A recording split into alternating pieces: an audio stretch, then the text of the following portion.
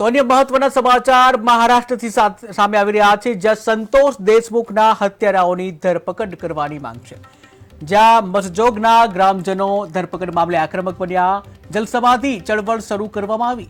3 આરોપીઓની તાત્કાલિક ધરપકડ કરવા માંગ કરવામાં આવી છે। સંતોષ દેશમુખની હત્યાને 22 દિવસ વીતી ગયા છે। તો મહત્વના સમાચાર મહારાષ્ટ્રથી સામે આવી રહ્યા છે, જ્યાં સંતોષ દેશમુખના હત્યારાઓની ધરપકડ કરવાની માંગ ઉગ્ર બની છે।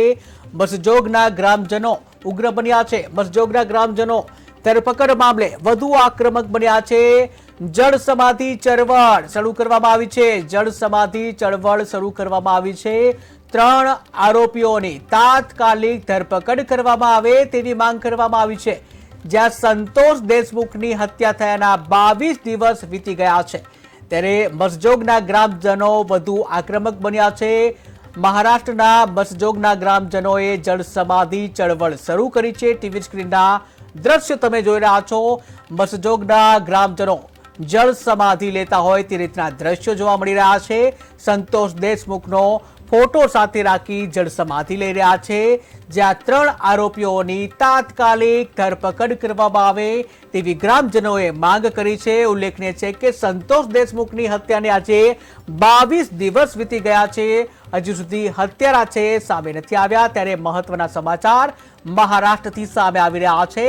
મહારાષ્ટ્રમાં સંતોષ દેશમુખના હત્યારાઓની ધરપકડ કરવામાં આવે તેની માંગ વધુ ઉગ્ર બની છે। મસજોગના ગ્રામજનો છે વધુ ઉગ્ર બન્યા છે। ટીવી સ્ક્રીનના દ્રશ્યો તમે જોઈ રહ્યા છો, જ્યાં મસજોગના ગ્રામજનો પાણીમાં જળ સમાધિ ચળવળ શરૂ કરી રહ્યા છે। મહિલાઓ છે હાથમાં સંતોષ દેશમુખનો ફોટો રાખી અને જળ સમાધિનું આયોજન કરી રહ્યા છે, જ્યાં પાણીમાં જે મહિલાઓ સહિત પુરુષો પણ જોવા મળી રહ્યા છે, વડીલો પણ જોવા મળી રહ્યા છે।